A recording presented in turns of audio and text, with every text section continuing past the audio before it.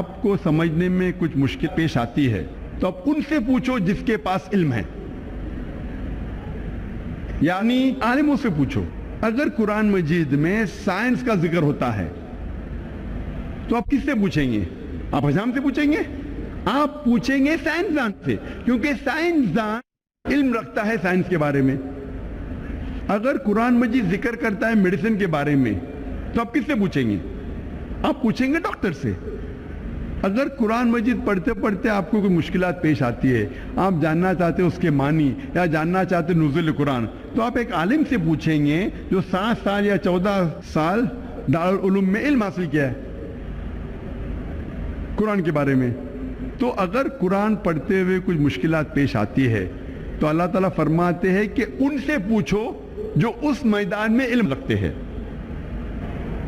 اور مجھے یاد آ رہی ایک مثال پروفیسر کیت مور کے بارے میں کہ سن 1980 میں 1980 اور 1990 کے درمیان چند عربوں نے قرآن مجید میں جتنے حوالے ہیں ایمبریولوجی کے بارے میں، ایمبریولوجی ایک میڈیسن کا سبجیکٹ ہے۔ جب ماں کے پیٹ میں ایک بچہ پیدا ہوتا ہے اس کے سٹڈی کو کہتے ہیں ایمبریولوجی۔ ایمبریو مطلب جب ماں کے پیٹ میں بچہ ہوتا ہے شروع میں اسے کہتے ہیں ایمبریو، اس کے سٹڈی کو کہتے ہیں ایمبریولوجی۔ تو جتنی ایمبریولوجی کے بارے میں قرآن کے آیتیں ہیں اور حدیث ہے، ان عربوں نے اسے اکٹھا کیا اور اس کا ترجمہ کر کے پروفیسر کیت مور کے سامنے پیش کیا۔ پروفیسر کیت مور اس وقت سن 1980 میں دنیا کے سب سے بڑے ماہر تھے ایمبریولوجی کے، اور یونیورسٹی آف ٹورنٹو کینیڈا میں وہ head of the department of anatomy تھے۔ اور جب انہیں سارے ترجمہ پیش کیے تھے اور ان سے پوچھا گیا کہ آپ اس کے بارے میں کیا کہنا چاہتے ہیں، تو پروفیسر کیت مور نے ترجمہ پڑھنے کے بعد کہا کہ جتنے بھی آیتیں قرآن مجید میں اکثر جو ایمبریولوجی کے بارے میں ذکر کر رہی ہے وہ اکثر 100% صحیح ہے، لیکن چند آیتیں ہیں جو میں نہیں کہہ سکتا ہوں کہ صحیح ہے، نہ میں کہہ سکتا ہوں وہ غلط ہے کیونکہ میں خود بھی نہیں جانتا ہوں۔ اور 2 ایسے آیتیں تھی، جو پہلی 2 آیتیں نازل کی گئی تھی سورہ اقرا میں، سورہ علق میں، آیت نمبر 1 اور 2، جہاں اللہ تعالیٰ فرماتے اقرا بسم ربک الذی خلق خلق الانسان من علق، پڑھو اللہ کے نام سے جس نے پیدا کیا، جس نے پیدا کیا انسان کو ایک خون کے لوترے سے جو لٹکتا ہے، جو جونک جیسا ہے۔ اللہ کا کہ 3 معنی ہیں، ایک معنی ہے خون کا لوتڑا، ایک معنی ہے لٹکنا، اور تیسرا معنی ہے کہ لیچ لائک سبسٹنس، اردو میں کہیں گے جونک۔ تو پروفیسر کیت مور نے کہا کہ میں نہیں جانتا ہوں کہ ایمبریو، بچہ جب ماں کے پیٹ میں پیدا ہوتا ہے، ایمبریو وہ جونک جیسا لگتا ہے کہ نہیں۔ تو پروفیسر کیت مور نے اپنے لیبورٹری میں ایک پاورفل مائکروسکوپ کے اندر ایمبریو کو دیکھا اور سائیڈ میں اس نے جوک کی تصویر لی، اور وہ چونک گئے کہ آپس میں کتنے آئیڈینٹیکل تھے، وہ یکساں تھے۔ پروفیسر کیت مور کو تقریباً 80 سوالات پوچھے گئے تھے قرآن اور حدیث میں، جتنے بھی ایمبریولوجی کے بارے میں حدیث تھی اور آیتیں تھے، ان کو پوچھنے کے بعد پروفیسر کیت مور نے کہا اگر آپ یہ سوالات مجھے 30 سال پہلے پوچھتے، یعنی آج سے تقریباً 60 سال پہلے، تو شاید میں 50% سے زیادہ جواب دے نہیں پاتا، کیونکہ ایمبریولوجی ایک میڈیسن کا نیا برانچ ہے جو ابھی وجود میں آیا اور ابھی اس کے اوپر تحقیق ہو رہی ہے۔ اور پروفیسر کیت مور نے جو بھی نیا علم حاصل کیا قرآن اور حدیث میں سے، انہوں نے اپنی ایک نئی کتاب میں لکھا، 3rd ایڈیشن میں، the developing human. The developing human ایک کتاب ہے جو ہم میڈیسن میں پڑھتے ہیں 1st ایئر میں، اور اچھے مارکس حاصل کرنے کے لیے ہم کیت مور کی کتاب پڑھتے ڈیولپنگ ہیومن۔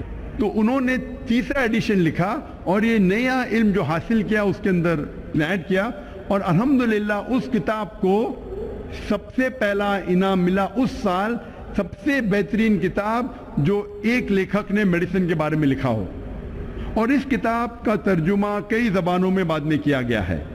اور پروفیسر کیت مور نے کہا کہ مجھے کوئی شک نہیں کوئی بھی مجھے اعتراض نہیں ماننے کے لیے کہ یہ قرآن مجید خدا کے طرف سے ہے اور محمد صلی اللہ علیہ وسلم اس کے پیغمبر ہے.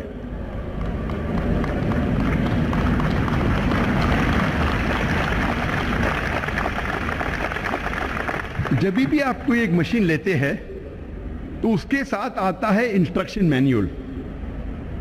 انسٹرکشن مینیول مطلب اس مشین کو کس طریقے سے چلایا جاتا ہے اس کے اوپر ایک کتاب آتی ہے. انگریزی میں کہتے ہیں انسٹرکشن مینیول. مثال کے طور پہ اگر آپ ڈی وی ڈی پلیئر خریدیں گے تو ڈی وی ڈی پلیئر کے ساتھ آئیں گا انسٹرکشن مینیول. ایک کتاب دی جائیں گی آپ کو جس میں لکھا گیا کس طریقے سے اس مشین کا استعمال کیا جانا چاہیے. اور اس میں لکھا ہے اگر آپ کو ڈی وی ڈی پلے کرنے کا ڈی وی ڈی ڈالو اور پلے کا بٹن دباؤ. اگر فاسٹ فارورڈ کرنے کا ہے تو ایف ایف بٹن دباؤ. سٹاپ کرنے کا ہے تو سٹاپ کا بٹن دباؤ. سکپ کرنے کا ہے تو سکپ کا بٹن دباؤ. اونچائی سے مت گراؤ نہیں تو ٹوٹ جائیں گی. پانی میں مت ڈالو نہیں تو خراب ہو جائیں گی. یہ انسٹرکشن مینیول ہے. اگر آپ مجھے اجازت دیتے ہیں کہ انسان کو میں مشین کہوں تو آپ کو ماننا پڑے گا کہ سب سے پیچیدہ مشین دنیا میں وہ ہے انسان. اور جتنی پیچیدہ مشین اتنی ضرورت ہے انسٹرکشن مینیول کی. تو کیا اس انسان کے لیے انسٹرکشن مینیول نہیں ہے؟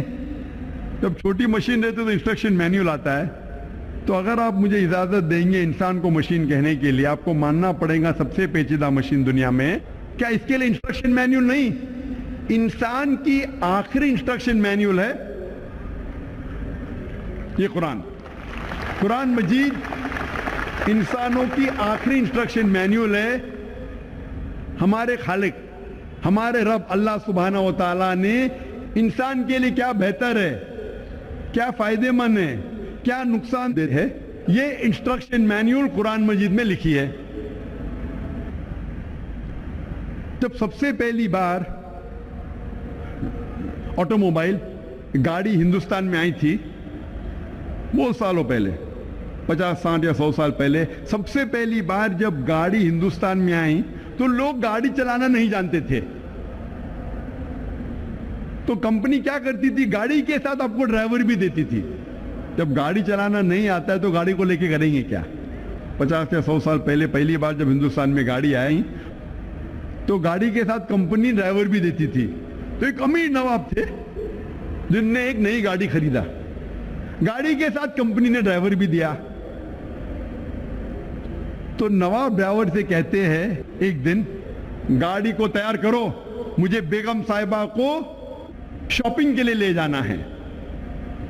تو ڈرائیور کہتا ہے نواب صاحب گاڑی خراب ہو گئی ہے. نواب صاحب تیش میں آ کے کہتے گاڑی کو فوراً صحیح کرو, مجھے بیگم صاحبہ کو شاپنگ کے لیے لے جانا ہے. تو ڈرائیور کہتا ہے کہ نواب صاحب گاڑی کو صحیح کرنے کے لیے مجھے 10 کلو شہد چاہیے, 20 لیٹر دودھ چاہیے, 30 کلو اصل گھی چاہیے اور 40 کلو رائس چاول, وہ بھی باسمتی چاول. تو نواب صاحب کیا کرتے, گاڑی کو صحیح کرنے کے لیے ڈرائیور کو 10 کلو شہد دیتے, 20 لیٹر دودھ دیتے ہیں, 30 کلو اصل گھی اور 40 کلو باسمتی چاول دیتے ہیں. یہ ڈرائیور سب چیز لے کے اپنے گھر میں اپنے بیگم کو دیتا ہے اور آدھے گھنٹے میں گاڑی تیار ہو جاتی ہے. میں آپ سے پوچھنا چاہتا ہوں کہ آج اگر آپ کا ڈرائیور آپ سے کہیں گا کہ گاڑی کو صحیح کرنے کے لیے اس کو چاہیے شہد, دودھ, چاول اور گھی, کیا آپ اسے دیں گے؟ آپ کیا کریں گے؟ دیں گے؟ بھگا دیں گے, لات مار کے بھگائیں گے. کیونکہ آپ بھلے میکینک نہیں ہیں, آپ کم از کم اتنا تو جانتے گاڑی کے بارے میں کہ گاڑی دودھ پہ نہیں چلتی, شہد سے نہیں چلتی, چاول سے نہیں چلتی, گھی سے نہیں چلتی. آپ میکینک نہیں ہیں لیکن گاڑی کے بارے میں اتنا علم تو رکھتے. تو ہر مسلمان قرآن مجید کو سمجھ کے پڑھے گا تو کوئی بھی انسان آپ کو قرآن مجید سے بھٹکا نہیں سکے گا. آپ اگر قرآن مجید کو سمجھ کے پڑھیں گے تو کوئی بھی انسان آپ کو قرآن مجید سے دور نہیں کر سکے گا. آپ بھلے میکینک نہیں لیکن گاڑی کا اتنا علم تو رکھتے ہیں. اسی طریقے سے اگر ہم قرآن مجید سمجھ کے پڑھے, اگر گاڑی خراب ہو جاتی تو آپ جاتے میکینک کے پاس, اسی طریقے سے قرآن مجید پڑھتے پڑھتے کچھ مشکلات پیش آتی ہے تو پھر آپ عالم کے پاس جاؤ، اس ماہر کے پاس جاؤ اس فن میں جس میں آپ کو مشکل ہے. لیکن اس کا مطلب نہیں کہ آپ اس نواب کی طرح بیوقوف بن جائیں گے. لوگ اکثر مثال دیتے ہیں لوگ کو قرآن مجید سمجھنے سے روکنے کے لیے. لوگ اکثر مسلمان مثال دیتے ہیں کیوں قرآن مجید سمجھ کے نہیں پڑھنا چاہیے، اور وہ کہتے ہیں کہ اگر آپ کے پاس کچا لائسنس ہے، آپ گاڑی چلانا صحیح نہیں جانتے، اور کچے لائسنس کے ساتھ اگر آپ گاڑی کو ٹھوکتے ہیں تو آپ کو جو دنڈ پڑے گا، جرمانہ پڑے گا، وہ چھوٹا پڑے گا. اگر پکے لائسنس کے ساتھ، فل لائسنس کے ساتھ اگر آپ گاڑی کو ٹھوکیں گے، جرمانہ ڈبل. اسی لیے جب کچے لائسنس کا گاڑی ٹھوکیں گے کم جرمانہ، اسی طریقے سے قرآن مجید کو سمجھ کے مت پڑھو، گناہ کریں گے تو کم سزا ملیں گی. اگر قرآن مجید کو سمجھ کے پڑھیں گے اور گناہ کریں گے تو ڈبل سزا ملے گی. اسی لیے نہیں سمجھ کے پڑھنا اور گناہ کرنا اچھی بات ہے. تو میں ان سے کہتا ہوں ٹھیک ہے، مان لیا میں آپ کی بات کہ کچے لائسنس کے ساتھ اگر آپ گاڑی ٹھوکیں گے تو کم سزا، کم جرمانہ، پکے لائسنس زیادہ جرمانہ. تو میں ان سے کہتا ہوں اگر آپ گاڑی برابر سے نہیں سیکھیں گے اور کچے لائسنس سے چلائیں گے، ہو سکتا ہے اگر آپ ٹھوکیں گے تو پولیس آپ کو 1000 روپیہ دنڈ دیں گی، 1000 روپیہ جرمانہ دیں گی. اگر آپ پکے لائسنس کے ساتھ گاڑی چلائیں گے اور ایکسیڈنٹ کریں گے، ٹھوکیں گے، تو پولیس آپ کو 2000 روپیہ جرمانہ دیں گی.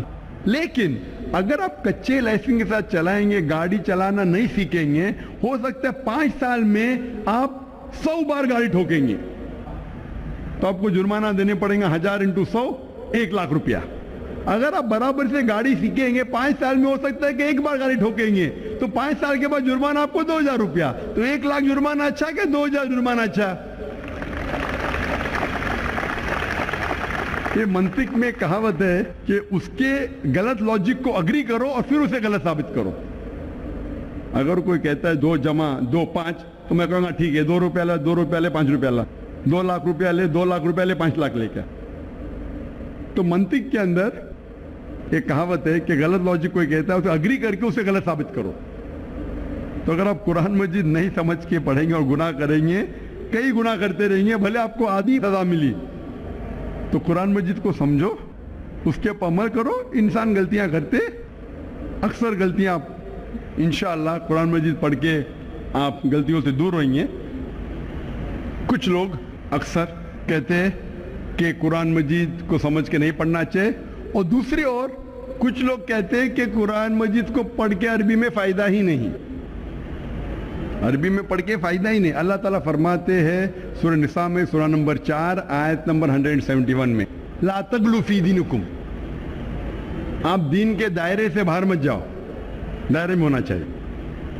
ایک کو کوئی قرآن مجید سمجھ کے پڑھنا ہی نہیں چاہیے. اور کچھ لوگ جو اپنے آپ کو ماڈرن سمجھتے ہیں اور سمجھتے بہت تعلیم یافتہ ہے، کہتے ہیں کہ عربی میں قرآن مجید پڑھ کے فائدہ ہی نہیں.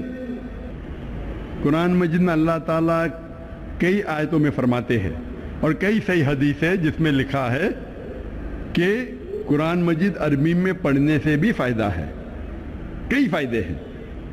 اللہ تعالیٰ فرماتے ہیں سورہ عنکبوت میں، سورہ نمبر 29 آیت نمبر 45 میں کہ پڑھو اس کتاب کی آیت جو اللہ سبحانہ تعالیٰ نے نازل کی ہے.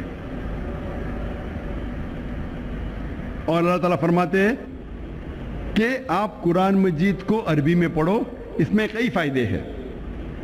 اور ایک حدیث ہے جہاں اللہ کے رسول فرماتے ہیں، حدیث ترمذی کی ہے، حدیث نمبر 2910، جہاں اللہ کے رسول فرماتے ہیں کہ ہر حرف آپ قرآن مجید کا پڑھیں گے، آپ کو 1 حسنات، 1 ثواب ملیں گا، اور 1 ثواب کے 10 گنا حسنات ہے. یعنی ایک آپ حرف قرآن مجید کا پڑھیں گے، آپ کو 10 ثواب ملیں گے. اور اللہ ایک حرف نہیں ہے، الف ایک حرف ہے، لام ایک حرف ہے، ہاں ایک حرف ہے، یعنی 10 10 10، آپ کو 30 حسنات ہے، 30 ثواب ہے. آپ اگر پڑھیں گے قرآن مجید میں الف لام میم، الف کے 10 حسنات 10 ثواب، لام کے 10 ثواب، میم کے 10 ثواب، 10 10 10 30 ثواب. بے شک آپ قرآن مجید عربی میں پڑھیں گے، آپ کے لیے ثواب ہے، اس میں کوئی دو رائے نہیں. لیکن صرف عربی میں پڑھنے کے اتنے ثواب کافی ہے ہمیں جنت میں داخلہ دینے کے لیے؟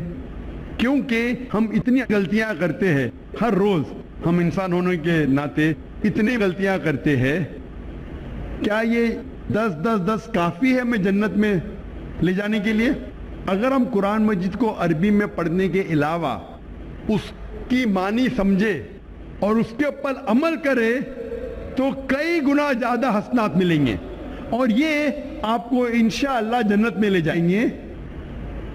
اکثر ہم دیکھتے ہیں مسلمان ختم قرآن کرتے ہیں، اور اکثر رمضان میں 1 بار 2 بار 10 بار قرآن کی تلاوت کرنا اچھی بات ہے، ختم قرآن کرنا اچھی بات ہے، لیکن اگر آپ 2 بار صرف عربی میں قرآن پڑھتے ہیں بنا سمجھ کے، آپ عربی زبان نہیں جانتے لیکن صرف پڑھنا جانتے ہیں، 2 بار ختم کرنے کے بجائے میں کہوں گا کہ 1 بار عربی میں پڑھو اور 1 بار ترجمہ پڑھو اس زبان میں جس زبان میں آپ کو مہارت ہے، تو انشاءاللہ حسنات کے علاوہ، ثواب کے علاوہ آپ اس کے اوپر عمل کریں گے اور یہ آپ کے لیے اور بہتر ہوگا۔ اکثر ہم جب مسلمان سے پوچھتے کہ قرآن شریف کیوں نازل کیا گیا ہے، تو کئی مسلمان کہتے ہیں قرآن خوانی کے لیے۔ قرآن نازل کیا گیا قرآن خوانی کے لیے۔ جب آپ نیا گھر خریدتے تو قرآن خوانی ہوتی ہے، آپ نیا آفس لیتے تو قرآن خوانی ہوتی ہے، کوئی انسان مر جاتا ہے تو آپ قرآن پڑھتے۔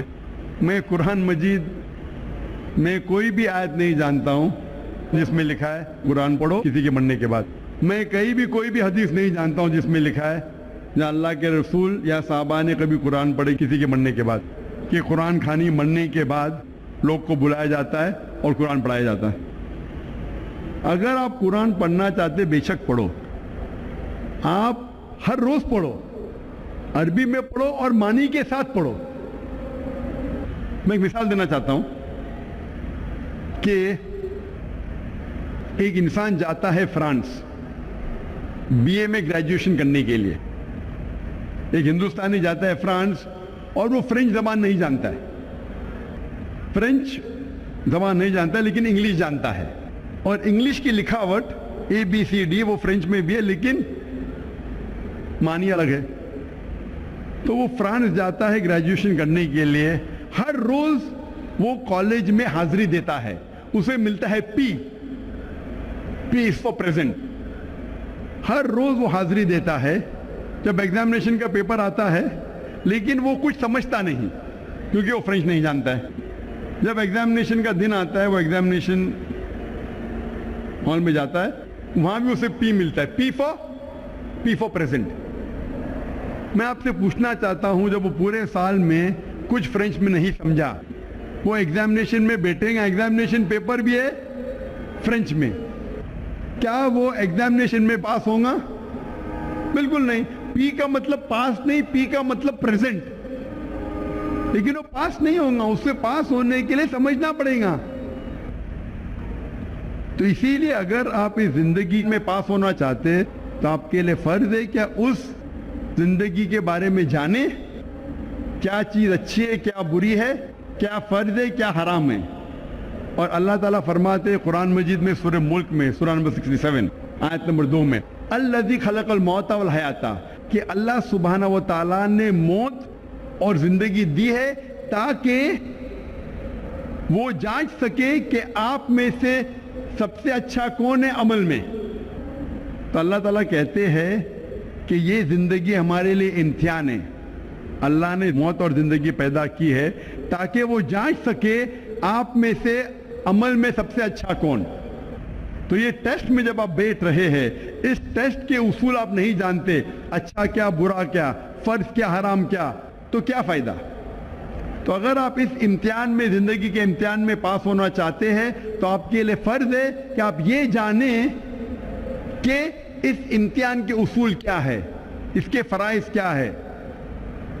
میں مثال دینا چاہتا ہوں کہ اگر آپ کا ایک قریب دوست بمبئی سے آتا ہے کشن گنج میں آپ کو ملنے کے لیے، لیکن وہ انگریزی زبان میں مہارت رکھتا ہے میرے جیسا، اور وہ ٹوٹی پوٹی اردو بات کر لیتا ہے میرے جیسا، آپ کے ساتھ آتا ہے کشن گنج میں، 1 ہفتہ رہتا ہے، آپ کا قریب دوست ہے، ایک ہفتہ رہتا ہے اور آپ کا جگری یار ہے. ایک ہفتے بعد وہ واپس جاتا ہے, لیکن کیونکہ اردو یا ہندی تھوڑی بہت بول لیتا تھا لیکن لکھنا نہیں آتا ہے, وہ بمبئی جا کے آپ کو خط لکھتا ہے انگریزی میں, اور انگریزی زبان آپ کو نہیں آتی. وہ خط جب آپ کو انگریزی میں لکھتا ہے, آپ کو انگریزی نہیں آتی, تو آپ کیا کریں گے؟ آپ یہ جاننے کی کوشش نہیں کریں گے کہ میرا جگری یار کیا کہہ رہا ہے اپنے خط میں؟ کوشش کریں گے کہ نہیں؟ آپ کیا کریں گے؟ اس خط کو لے کے جائیں گے ایسے انسان کے پاس جو انگریزی جانتا ہے, اس خط کا ترجمہ کر سکے گا. آپ جاننا چاہیں گے کہ میرے جگری یار نے, میرے قریب دوست نے خط میں کیا لکھا, تو یہ فرض نہیں کہ آپ جاننا چاہیں گے کہ ہمارے خالق, ہمارے رب اللہ سبحانہ و تعالیٰ نے اپنے آخری پیغام میں کیا پیغام دیا انسانوں کے لیے. آپ کو آخری پیغام کو ترجمہ کرنے کی ضرورت نہیں, کیونکہ اس کا ترجمہ ہو چکا ہے, اور الحمدللہ دنیا کی اہم زبانوں میں اس کا ترجمہ ہو چکا ہے. تو فرض نہیں ہے کہ آپ ترجمہ پڑھیں اپنے رب, اپنے خالق, اپنے اللہ سبحانہ و تعالیٰ کے آخری پیغام کا. ہم مسلمان الحمدللہ قرآن مجید کی عزت کرتے ہیں, لیکن اکثر لوگ اتنی عزت دیتے ہیں کہ قرآن مجید کے مین مقصد کو بھول جاتے ہیں. عزت دو لیکن قرآن مجید کے مقصد کو مت بھولو. ہم مسلمان قرآن مجید کو ایک اونچے شیلف پہ رکھتے ہیں, اپنی الماری کے سب سے اونچے شیلف پہ رکھیں گے, اتنے اونچے شیلف پہ کہ آپ کو سٹول لینے پڑیں گا, اور قرآن مجید کو پھر رکھتے اوپر, کہ اتارنے کے لیے اس کو مشکل ہو جائے. قرآن مجید ایک ہدایت کی کتاب ہے, ایک گائیڈ ہے. آپ اگر گائیڈ ہر روز جو پڑھی جانے والی کتاب ہے اس کو اتنے اونچائی پہ نہیں رکھیں گے کہ اس کو نکالنا مشکل پڑے, ایسے جگہ پہ رکھیں گے جہاں سے نکالنا آسان ہے. ہم مسلمان قرآن مجید کو مخمل کے کپڑے میں باندھتے ہیں, اور اتنا ٹائٹ باندھتے ہیں کہ کھولنے کے لیے 5 منٹ لگتا ہے, اور اگر بند کرنے پڑے وہ مخمل کے کپڑے میں باندھنے کے اور 5 منٹ لگیں گا. تو اگر آپ کے پاس 10 منٹ ہے تو آپ سوچیں گے 10 منٹ میں قرآن کیا پڑھنے کا, 5 منٹ تو کھولنے کے لگے گا, 5 منٹ باندھنے کے لیے تو چھوڑو بھی نہیں پڑیں گے. قرآن مجید کو عزت دو, قرآن مجید کا احترام کرو, لیکن اتنا مت کرو کہ مقصد ہی فوت ہو جائے. عزت دو, اونچائی پہ رکھو, پر اتنے اونچائی پہ نہیں کہ نکالنا مشکل پڑے. اس کو محفوظ رکھو, لیکن اتنا ٹائٹ مت باندھو کہ کھولنا مشکل پڑے اور بند کرنا مشکل پڑے.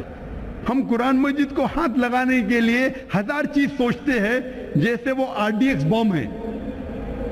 قرآن مجید کو ہاتھ لگانے کے پہلے ہم سوچتے ہیں کہ میں جوتے میں ہوں تو قرآن مجید کو ہاتھ لگا سکتا ہوں کہ نہیں, میں کھڑا ہوں تو قرآن مجید کو پکڑ سکتا ہوں کہ نہیں, میں ٹریول کر رہا ہوں, میں سفر کر رہا ہوں, قرآن مجید کو ہاتھ لگا سکتا ہوں کہ نہیں, کیا میں سفر میں پڑھ سکتا ہوں کہ نہیں, کیا میں جدھر کام کر رہا ہوں ادھر پڑھ سکتا ہوں کہ نہیں, کیا میں جوتے کے ساتھ ہاتھ لگا سکتا ہوں کہ نہیں. ہم 1000 سوالات پوچھتے ہیں قرآن مجید کو ہاتھ لگانے کے پہلے, جیسے وہ RDX بم ہے.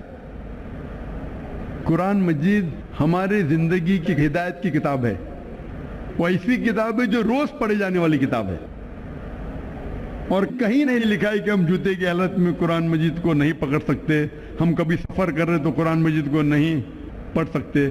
ہمارے اتنے خود کے شرائط ہے کہ یہ ہمیں قرآن مجید کو پڑھنے سے روکتے ہیں.